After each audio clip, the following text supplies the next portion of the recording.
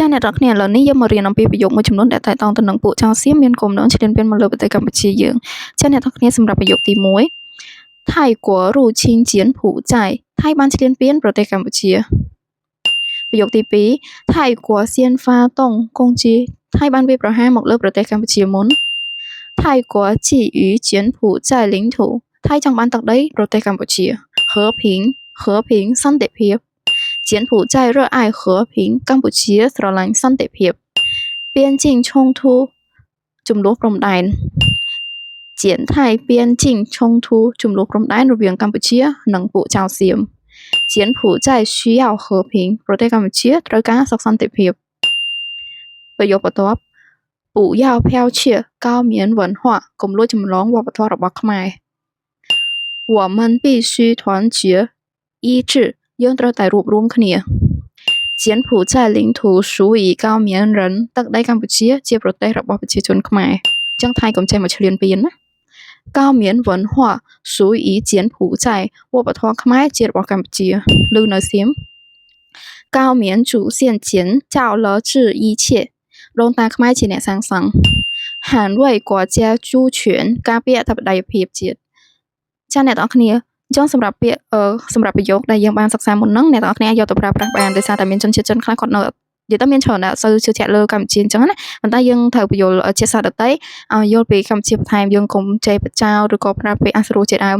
ដោយសារតែយើងត្រូវមានសិលធម៌សុជីវធម៌ហើយនៅក្នុងខ្លួនដែរអញ្ចឹងយើងកុំចេះតែវាប្រហារឬក៏ប្រើពាក្យសម្ដីមិនសមរម្យទៅលើជាសាស្ត្រដតីអញ្ចឹងអ្នកនរគ្នាសម្រាប់វីដេអូរបស់ខ្ញុំគឺមានតែប៉ុណ្្នឹងទេសង្ឃឹមថាអ្នកនរគ្នាចូលចិត្តវីដេអូរបស់ខ្ញុំអញ្ចឹងយើងនឹងជួបគ្នានៅវីដេអូក្រោយតាចាចាជាចាអ្នកនរគ្នាអញ្ចឹងមុននឹងបិទបញ្ចប់វីដេអូនេះខ្ញុំសូមជូនអត្ថបទមួយដែលតាក់ទងទៅនឹងប្រទេសកម្ពុជាយើងផងដែរ好现在开始អញ្ចឹងយើងចាប់ផ្ដើមឥឡូវនេះ历史上已经明确证明高棉帝国是东南亚最古老、最伟大的文明之一。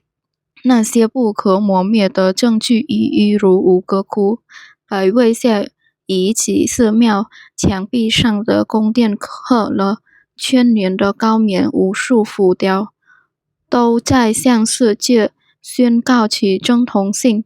尽管在历史上柬埔寨曾遭受侵略，并失去了部分领土，但高棉民族的主人翁精神从未消亡。我们热爱和平，渴望与邻国和谐共处，但真正的和平必须建立在透明。但真正的和平必须建立在透明与相互尊重的双重基础上。我们呼吁各方遵从国际法公认的边界线，并一切停止企图侵犯高棉文化身份的行为。全体高棉子孙必须团结一致，捍卫属于我们的神圣遗产。谢谢大家，再见。我希望中国人能了解我的意思，再见。